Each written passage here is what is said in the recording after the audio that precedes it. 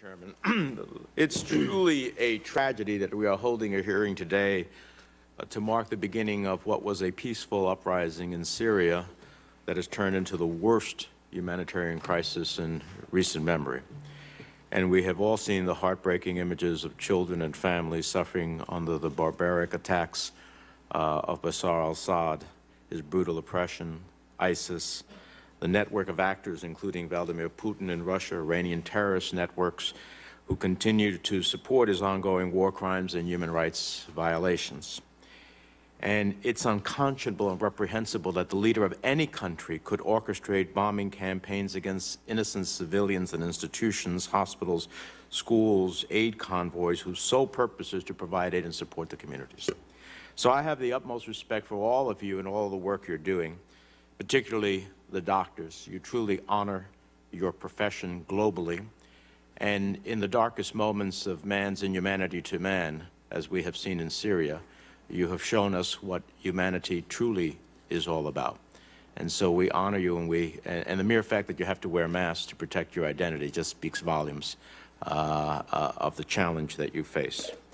But I have to be honest with you, I am concerned that in the midst of listening to all of the comments of comfort and solidarity and succor, that the reality is that that means nothing if we're going to have a 37% cut in our budget, nothing if we are going to deny refugees to come into the United States, nothing if we are not going to continue U.S. leadership in the world in this regard.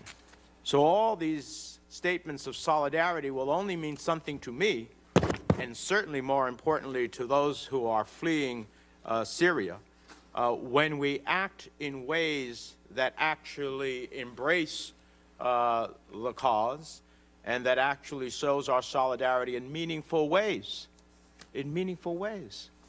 So this is why I have a real concern.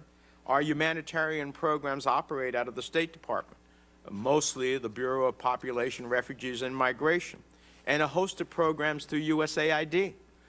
I am deeply alarmed by the administration's proposed budget plan to slash these agencies, which accounts just for 1% of the overall budget.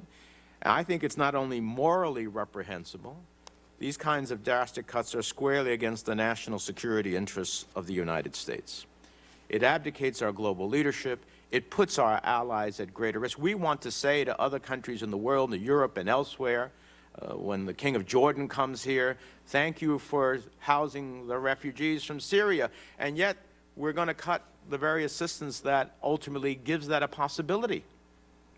So I hope my colleagues, when it comes time to follow up the words of solidarity, will do so with their votes. Now, I want to go particularly to Mr. Miliband. I appreciate what your organization does, the IRC. I thought the title of senator was pretty significant, but the Right Honorable is a real heck of a title. So, but on a serious note, I promise you, it's not a hereditary thing in the UK. Yeah. New Jersey has welcomed 275 Syrian refugees in the past 12 months, and the IRC has an active network in New Jersey that, in my view, has enriched the state. But what happens when we take a different course?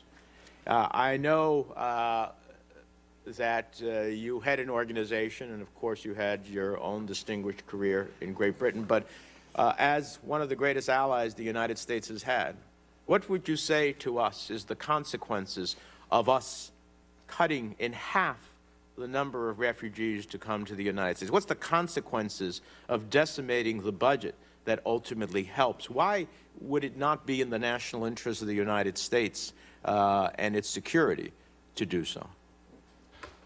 Thank you, Senator. I think the simple answer to that is that America helps create a more stable world, and American retreat leads to more instability that is not just an affront to America's moral values, but also to her interests. And both in respect of foreign aid and in respect of refugee resettlement, this country has good claim to be a world leader.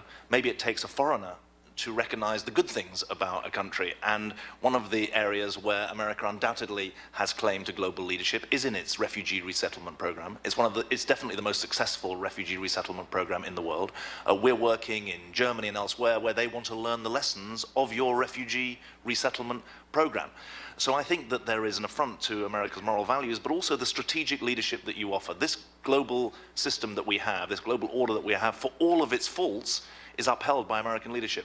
And when that leadership is in retreat, then both international humanitarian law, but also global stability are threatened. Thank you. Well, Senator Rubio. Thank